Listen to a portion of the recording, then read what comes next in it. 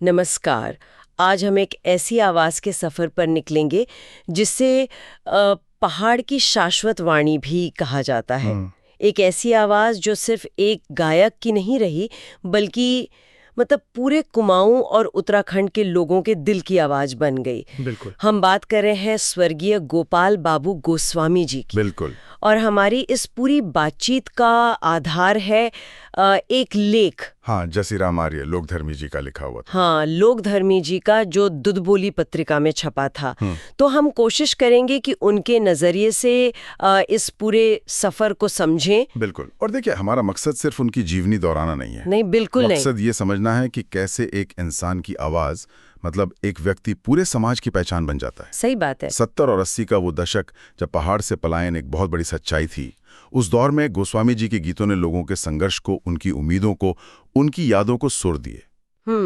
और वो आज भी उतने ही मौजू क्यों है ना?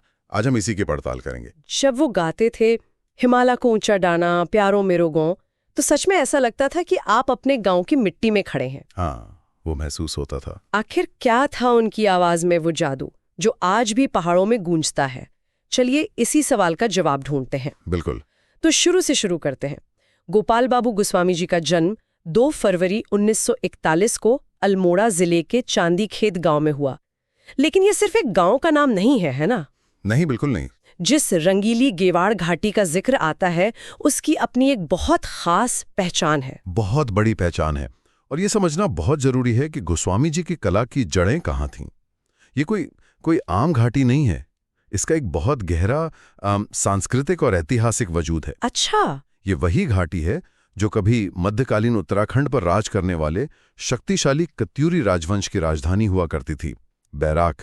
ओहो, कत्यूरियों की राजधानी। हाँ, और इतना ही नहीं, उत्तराखंड की सबसे मशहूर प्रेम गाथा राजुला मालू शाही, वो भी यहीं जन्मी थी। अच्छा, जिसे पहाड़ों की हीर रांझा कहते हैं। बिल्कुल भाई।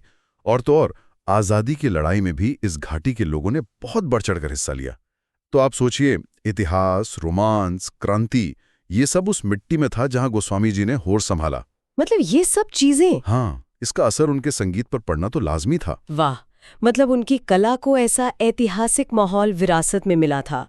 लेकिन मैंने सुना है कि उनका अपना शुरुआती जीवन काफी मुश्किलों भरा रहा। हाँ, ये कि विडंबना ही थी। इतनी समृद्ध पृष्ठभूमि के बावजूद उन्हें बहुत संघर्ष करना पड़ा। बिल्कुल।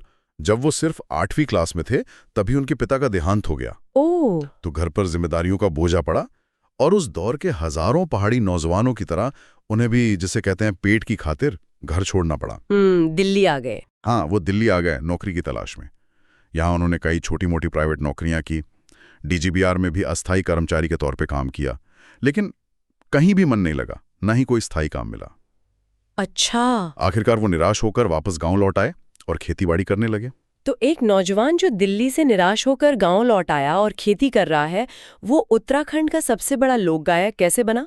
ये सफर तो किसी फिल्मी कहानी जैसा लगता है। और ये कहानी शुरू हुई एक बहुत ही दिलचस्प संयोग से। साल था 1970 का।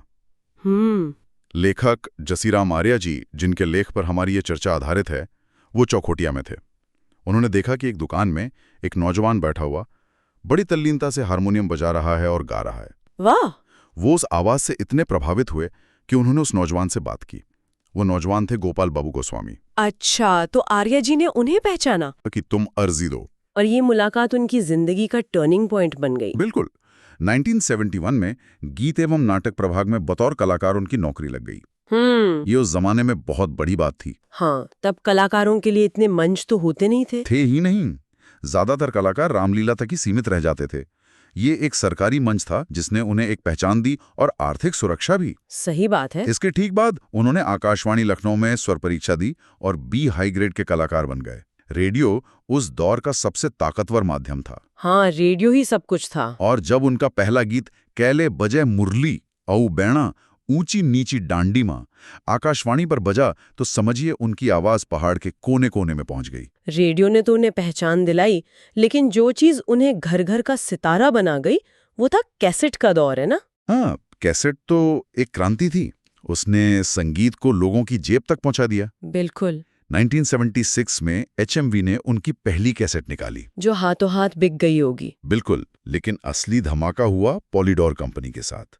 पॉलीडोर के साथ मिलकर उन्होंने जो कैसेट निकाले, उन्होंने तो लोकप्रियता के सारे रिकॉर्ड तोड़ दिए। कौन कौन से गीत थे, वो कुछ याद है? अरे वो गीत जैसे भुर भुर उजाव है गो, यो पेटा खातिर, घुघूती ना बासा, आँखी तेरी काई काई। हाँ, और वो अमर विदाई गीत जा चेली जा सौरासा, ये तो हर शादी, हर बस, हर दुकान पर बजने लगे थे।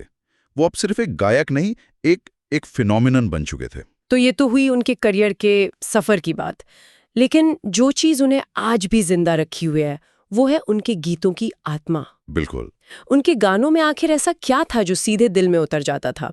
कहा जाता है कि उन्होंने पलायन के दर्द को गरिमा दी। ये बहुत गहरी बात है, इसका क्या मतलब है? इसका मतलब समझने के लिए हमें उस दौर के समाज को समझना होगा। पहाड़ से रोजगार के लिए शहर जाना एक मजबूरी थी, लेकिन इसके साथ एक दर्द और एक तरह की हीन भावना भी जुड़ी होती थी। गोस्वामी जी ने अपने गीत यो पेटा खातिर में इसी दर्द को आवाज दी। अच्छा। उन्होंने ये नहीं कहा कि पलायन बुरा है, बल्कि उन्होंने उस मजदूर के त्याग और संघर्ष को सम्मान दिया जो परदेश में रहकर अपने परिवार का पेट पाल रहा है। सही बात। उस गीत ने दिल्ली, मुंबई में काम कर रहे लाखों उत्तराखंडियों को यह महसूस कराया कि उनका संघर्ष बेकार नहीं है, वो भी एक नायक हैं। वाह! ये सिर्फ एक गीत नहीं था, ये उन अनकहे जज्बातों का सम्मान था। ये तो कमाल की बात है। और उनके गीतों में प्रकृति का जिक्र भी बहुत आता है, लेकिन वो सिर्फ सुंदर पहाड़ों का वर्णन नहीं था, उसका भी कोई गहरा मतलब होता था। बिल्कुल, उनके गीतों में प्रकृति महज एक बैकड्रॉप नहीं है, वो एक जीवित चरित्र है, एक दोस्त है, एक हमदर्द है। उनका एक बेहद मशहूर गीत है, अमैखी दाईमा घुघूती ना बासा। हाँ, आम की डाल पर घुघूती मत बोल। हाँ, इसमें एक औरत है जिसका पति फौज में सरहद पर है। वो अकेली है। जब घुघूती पक्षी बोलता है तो उसका अकेलापन और बढ़ जाता है। वो उस पक्षी से बात कर रही है, उससे अपनी पीड़ा साझा कर रही है। अच्छा। ये दिखाता है कि जब इंसान अपनों से दूर होता है तो वो प्रकृति में ही अपना साथी ढूंढता है। मतलब प्रकृति और इंसान का रिश्ता इतना गहरा है उनके गीतों में। हाँ, एक और गीत है, कैले बजे मुरली। हाँ, क्यों बांसुरी बजाई, उसमें भी ऐसा ही कुछ है। हाँ, उसमें भी विरह का भाव बहुत सुंदर तरीके से दिखाया गया है। जंगल में बजती बांसुरी की धुन प्रेमिका के मन में अपने प्रेमी की याद को और ताजा कर देती है। लेकिन उस गीत में एक और परत है। वो महिला अपने पति की सलामती के लिए अपनी मायके की भगवती यानी मायके की कुलदेवी से प्रार्थना करती है। अच्छा। ये पहाड़ के लोगों की अपनी जड़ों और अपनी दैवीय शक्तियों में जो गहरी आस्था है उसको दिखाता है। और उनके प्रेम गीत, श्रृंगार रस के गीतों में भी क्या कोई खासियत थी? उनकी सबसे बड़ी खासियत थी संयम और सम्मान। उनके प्रेम गीतों में फुहड़ता या अश्लीलता की कोई जगह नहीं थी। बिल्कुल नहीं। वो सौंदर्य का वर्णन बहुत पवित्रता से करते थे। जैसे गीत है, पहाड़ की ऊंची नीची धारा, तू माठू माठू हिट भानो।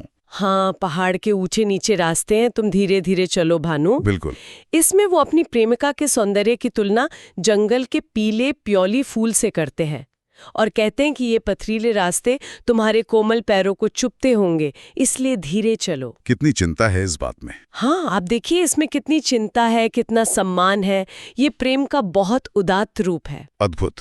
तो उन्होंने सिर्फ मौलिक गीत ही नहीं गाए, बल्कि पारंपरिक लोक गीतों को भी एक नई पहचान दी। अरे उन्होंने तो पारंपरिक गीतों में नई जान फूंक दी। जैसे? और नई पीढ़ी तक भी पहुंचे। उन्होंने एक तरह से परंपरा को बचाने का काम किया। और गढ़वाल के प्रसिद्ध लोक गाथा रामी बोरानी को गाने का उनका फैसला, वो तो बहुत बड़ा कदम माना जाता है। बिल्कुल। वो खुद कुमाऊं से थे और उन्होंने गढ़वाल की लोक गाथा को आवाज दी। और यही तो उनकी महानता थी। उन्होंने क्षेत्रीय सीमाओं को तोड़ दिया। वाह। रामी बोरानी एक ऐसी महिला की दुखद कहानी है जिसे उसका पति रास्ते में छोड़ देता है। जब गोस्वामी जी ने इसे गाया, बाटा गुड़ाई कखतेरो गौछा, बोल बोरानी क्या तेरो नौछ हो। रास्ते के किनारे तुम्हारा गांव कहाँ है, बोलो बोरानी तुम्हारा नाम क्या है। हाँ। तो उनकी आवाज में रामी का दर्द और उस दौर की सामाजिक विडंबना मतलब जीवंत हो उठी।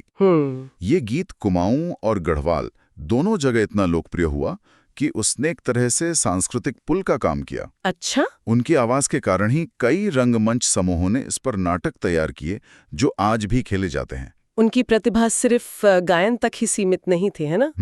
उन्हें पहाड़ का चंचल भी कहा जाता था। हाँ। ये उपाधि उन्हें उनकी गायकी की वजह से मिली थी। वो बहुत ऊंचे सुर यानी हाई पिच में बड़ी आसानी से गा लेते थे। अच्छा। ठीक वैसे ही जैसे उस दौर के मशहूर भजन गायक नरेंद्र चंचल गाते थे। ओह, इसीलिए लोगों ने पहाड़ का चंचल कहने लगे। इसके अलावा उन्होंने गायिका चंद्रा बिष्ट के साथ लगभग 15 डुएट कैसेट निकाले जो बहुत हिट हुए। और मैंने सुना है उन्होंने कुछ किताबें भी लिखी। हाँ, बहुत कम लोग जानते हैं कि उन्होंने गीतमाला और दर्पण नाम से 2 किताबें भी लिखी जिनमें उनके गीतों का संकलन था। लेकिन जिंदगी ने उन्हें ज्यादा वक्त नहीं दिया। दुर्भाग्य से यही सच है। वो अपनी प्रसिद्धि के शिखर पर थे जब उन्हें पता चला कि उन्हें ब्रेन ट्यूमर है। दिल्ली के एम्स में उनका ऑपरेशन भी हुआ, लेकिन वो पूरी तरह से ठीक नहीं हो पाए और आखिरकार 26 नवंबर 1996 को सिर्फ 55 साल की उम्र में उनका निधन हो गया। सिर्फ 55 साल की उम्र में? उत्तराखंड के संगीत जगत के लिए ये एक बहुत बड़ी क्षति थी, एक ऐसा खालीपन जो कह सकते हैं आज तक नहीं भर पाया है। सिर्फ 55 साल, ये सोचना भी मुश्किल है कि अगर वो और जीते तो उत्तराखंड के संगीत को और कितना कुछ दे जाते। बिल्कुल। आज वो हमारे बीच नहीं है, लेकिन उनकी विरासत तो हमेशा रहेगी। बिल्कुल, उनकी विरासत उनके कैसेट या सीडी में नहीं बल्कि पहाड़ों की हवा में है। जब भी कोई परदेसी घर लौटता है, जब भी किसी बेटी की विदाई होती है, हाँ। जब भी कोई अपने गांव को याद करता है, तो गोपाल बाबू गोस्वामी के गीत खुद ब खुद जुबान पर आ जाते हैं। वो सिर्फ गीत नहीं है, वो पहाड़ के लोगों की आत्मा का हिस्सा बन चुके हैं। तो आज की इस बातचीत से ये साफ है कि गोपाल बाबू गोस्वामी सिर्फ एक गायक नहीं थे, वो एक पूरी संस्कृति के, एक पूरे दौर के दस्तावेज थे। उनके गीतों में पहाड़ का भूगोल, समाज, संघर्ष, प्रेम, आस्था सब कुछ समाहित है। और उनकी सबसे बड़ी ताकत थी आम इंसान से जुड़ने की उनकी कला। उन्होंने उन लोगों की भावनाओं को अपनी आवाज दी जिनके पास शायद अपनी बात कहने के लिए शब्द नहीं थे। सही बात है। उन्होंने लोगों के अनकहे दर्द को, उनकी छोटी छोटी खुशियों को सुरों में पिरोया। और शायद यही वजह है कि आज दशकों बाद भी उनके गीत उतने ही ताजे और अपने से लगते हैं। और ये चर्चा एक जरूरी सवाल हमारे लिए छोड़ जाती है। आज के दौर में जब संगीत बहुत तेजी से बन रहा है, बदल रहा है और अक्सर अपनी जड़ों से कटता जा रहा है, गोपाल बाबू गोस्वामी के गीत हमें अपनी संस्कृति और प्रकृति से गहरे जुड़ाव के बारे में क्या सिखाते हैं? क्या आज के कलाकारों के लिए उनके काम में कोई सबक छिपा है? इस पे सोचिएगा जरूर।